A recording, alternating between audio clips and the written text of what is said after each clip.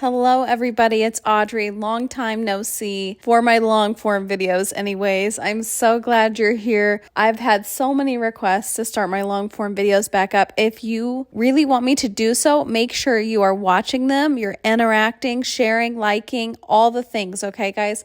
The more you guys interact, the more I know that these videos are worth it for you. All right, let's dive right in. Today we're going to be talking about Thanksgiving dinner. I actually asked my friends if they would come over for a Friendsgiving so I could take you through like a fake Thanksgiving dinner, and they graciously agreed. So the video you're going to be watching is me getting ready for that Friendsgiving dinner. The key to hosting any event, any kind of dinner party, a birthday party, any event at all, it comes down to the prep and the planning. You can be the best cook in the world, the best decorator in the world, but if you aren't properly planning, it will not matter. You don't want cold food or food that's not ready when your guests arrive or decorations still waiting to be hung. The most important aspect to hosting is the prep and the planning. So I'm going to take you through how to properly plan for a gathering. With Thanksgiving coming up, I thought it was the perfect event to prepare for. Grab your notepad, grab your pen. Let's take you through the whole process. We're going to break this down into several sections. I think what will work best is if I take you through it like a timeline. Now, I may jump around here and there. I kind of struggled keeping it all really linear. So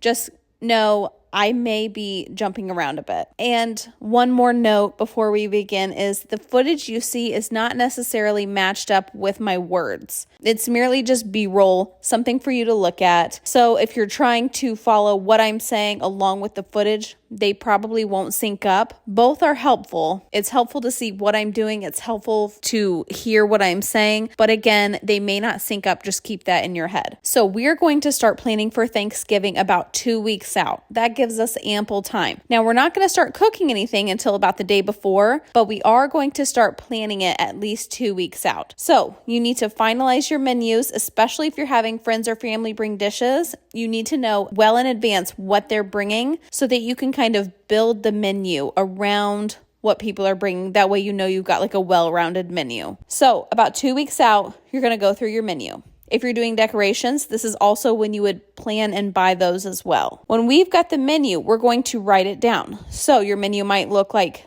turkey, ham, mashed potatoes, noodles, rolls. You're going to write it all down, and then you're going to take that menu and you're going to break it down a step further. So you're going to take every menu item and you're going to break it down into the smallest pieces. So for instance, macaroni. It's going to say noodles, cheese, butter, milk, salt, pepper, sugar.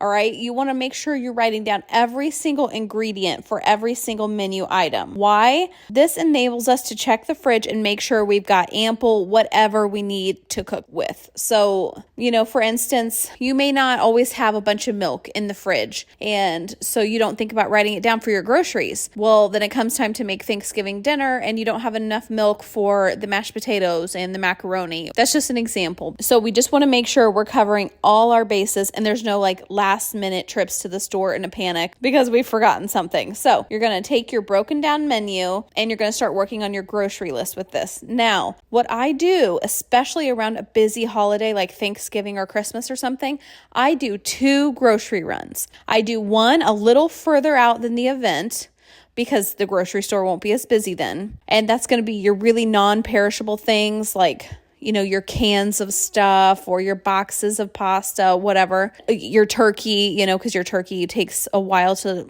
thaw. So that's when you would get that. And then you're going to do one closer to time with your really perishable things like your produce and stuff like that. Now, when we bring our groceries home from that first trip, which is like a week out, we're going to create a little Thanksgiving station on our counter. So we're going to really clean the counter well, and then we're going to put all of the ingredients we bought specifically for Thanksgiving right there. We don't want it mixing and mingling with your normal everyday ingredients, okay? Now, really quickly, while we are on the topic of groceries, let's talk about a few that you should definitely include. The most important is foil pans.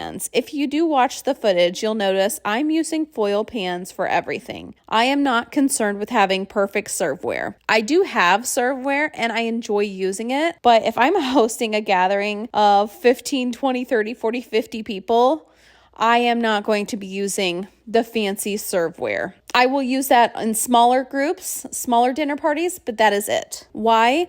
Well, it's just not practical. It's hard to keep serveware warm consistently when you've got a bunch of like ceramic, platters and things. And by the time Thanksgiving is over, you are plumb exhausted. The last thing you want to do after your guests leave is a bunch of dishes. I mean, when my Friendsgiving dinner was over, the only thing I had to do was wipe counters and throw away foil pans. It's a wonderful feeling. And you are shattering this image that you want to portray that it's like Martha Stewart's home. And that's something you have to come to terms with. But you know what Martha Stewart has that we don't? She has a private chef and a housekeeper and people to wash her dishes for her.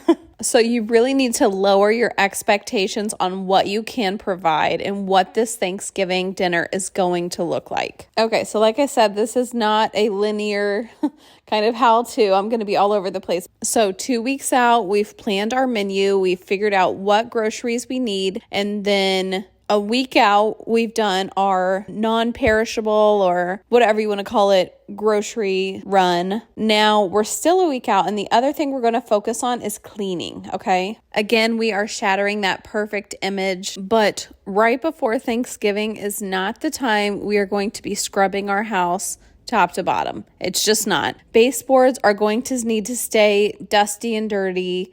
All right, windowsills gonna stay gross. Windows probably gonna stay all fingerprinted, and we have to be okay with that. We have 1 week until Thanksgiving. We cannot possibly be doing all those other things. So a week out, what are we going to be cleaning? Well, this is where you just need to take a look at my 6-10 list. I have it broke up by daily, weekly, monthly, quarterly tasks. We are going to focus on the daily and the weekly until Thanksgiving arrives or until your gathering arrives. Now, I do have a 6-10 list that is holiday focused. So it has the daily and weekly tasks, and then it has some additional weekly tasks that you want to throw in there. Just some more things to kind of keep your home guest ready, if you will. So our focus, like I said, is going to be on the weekly 10. It's going to be on the daily tasks. Things that we will absolutely be making sure are clean. Our kitchen, because you don't want to invite a bunch of guests over and then they see the kitchen you're working out of is disgusting, right? Like nobody wants to eat that. And then also your bathrooms. Your bathrooms are a must. They have to be clean. So that's our big focus. We just cannot aim for perfect at stressful times like this. We have to focus on what we can control only. We have to be realistic. We have to set limits for ourselves. Now, if you are watching the footage, you may be putting it together that I am, in fact, cleaning the day before Thanksgiving. This is one of those do as I say, not as I do situations. I threw this get together at the worst possible time, but I knew that I needed to get this video out to you guys with plenty of time for Thanksgiving.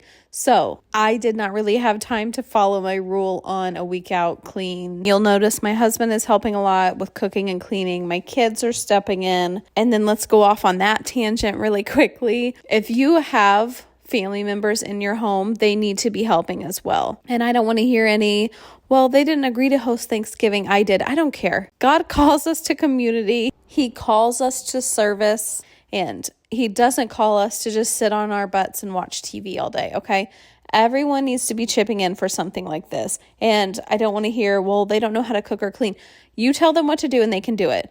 My husband is in this video peeling and chopping, even though he knows how to cook. He's peeling, he's chopping, he's cleaning bathrooms, he's cleaning the floors. Even if you are not well versed in those things, there's something you can be doing to help. Even if it's just a runner, like grabbing the foil pan for you or grabbing the spoon for you. People can be helping and should be helping.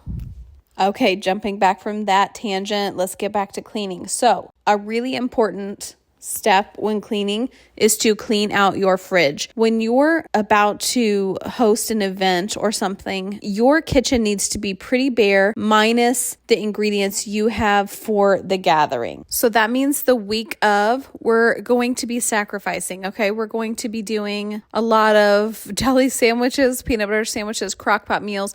We're going to keep things pretty basic, pretty bare, just to make sure our kitchen stays ready. And when you have a kitchen full of ingredients that are for Thanksgiving or whatever event, and also personal, it's very hard to keep track of them. It's very hard to keep everything straight. So this just makes things go so much smoother if you don't have a bunch of excess. Along with having a bare fridge and pantry, we need to make sure we're constantly running the dishwasher. Leading up to time, that's not something we're putting off. We are keeping the sink emptied.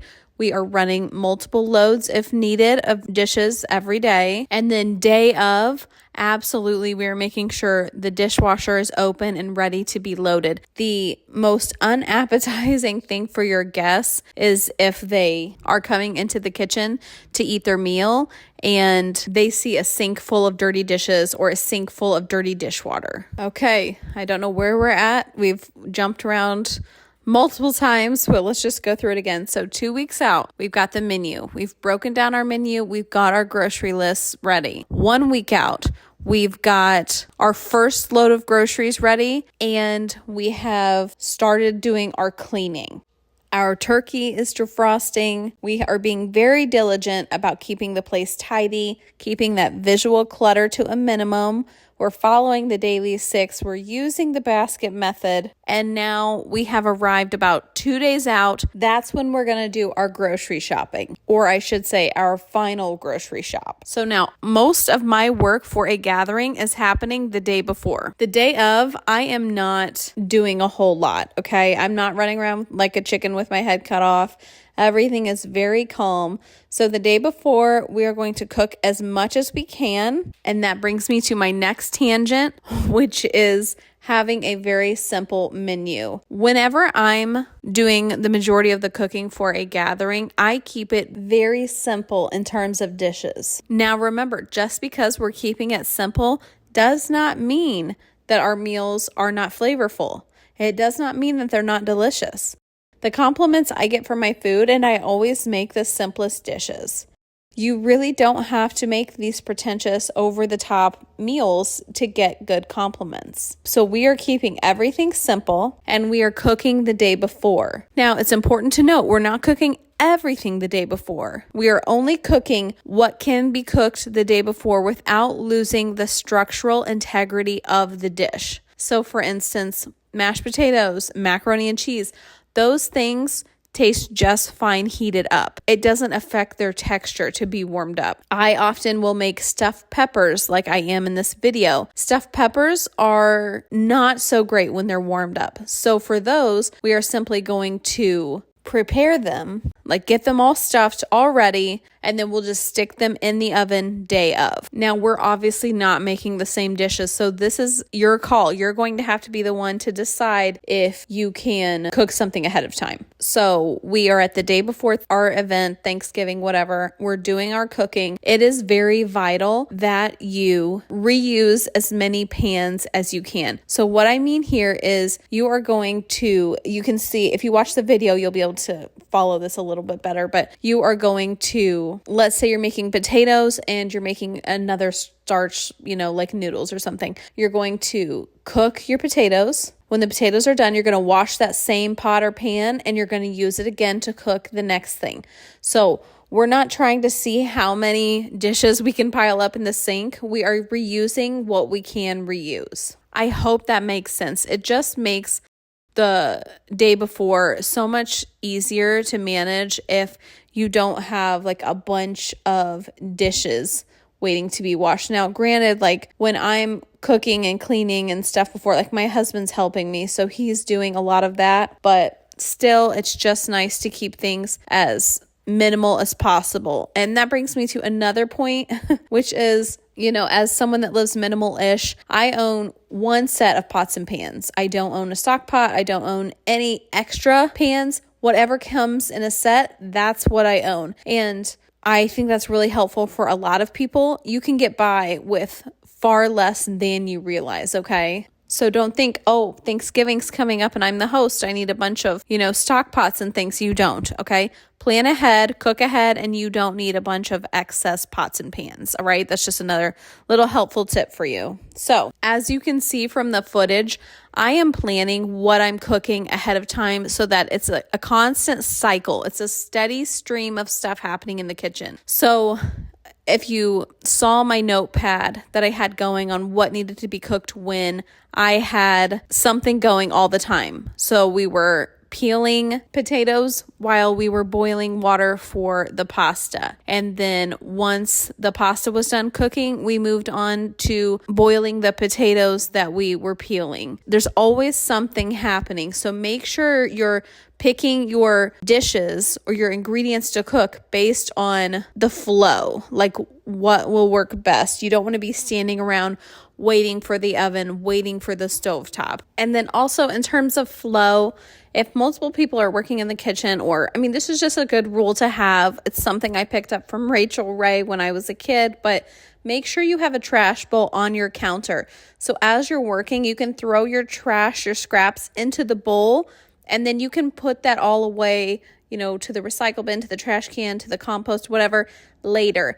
That saves you from constantly walking back and forth and getting back out of rhythm. If you just have a trash bowl right there, you're throwing everything in, you're continuing to work. Let's go off on another tangent now and talk about how I decide what I'm going to cook and when. So in our notepad where we broke down our ingredients and everything, that's also where we're going to write down what needs cooked and when. So let's say, I don't know if this is a thing, but let's say you're making some kind of pasta salad where the pasta can be cooked ahead of time, but you don't want to assemble it until day of so it stays fresh. So you're going to write the menu item down, pasta salad, and you're going to write down noodles cooked day before, dressing added day of, okay? And then from there, once you've got all your notes, then you're going to put your columns on there, and it's going to be 2 days before this, 1 day before this, morning of this, right before this. And I am going to look at my to-do list. I'm going to look at those columns throughout the whole process. Even day of, my notepad stays with me. When I went to serve the Thanksgiving dinner, I still had my notepad close by just to make sure I had everything, all the boxes checked. I had done everything that I needed to. So day before, we're cooking everything that we can. We've already emptied out the fridge, which is perfect for us to put our already cooked or already assembled menu items in the fridge. Then day of, we're looking at our checklist, seeing what's left to cook, what's left to assemble, what's left to prep. Now, one thing I forgot to mention, and this is going to be a week before, is that you want to map out where your menu items are going to go in your kitchen or your dining room or wherever you're serving. If you have a lot of people bringing stuff, you need to know what they're bringing, and then you're going to kind of map it out in your head. Okay, the turkey's going to go here, the ham here, the mashed potatoes there. That way dishes need to be near an outlet, like if they're in a crock pot, if they need to be on a warming mat, if they're colder items and they can be away from the oven. All right, that's just going to help you with the flow during service, okay? I forgot to mention that, but that is very important. It's something I do every time. I feel like I have covered all my bases, but I am not 100% sure.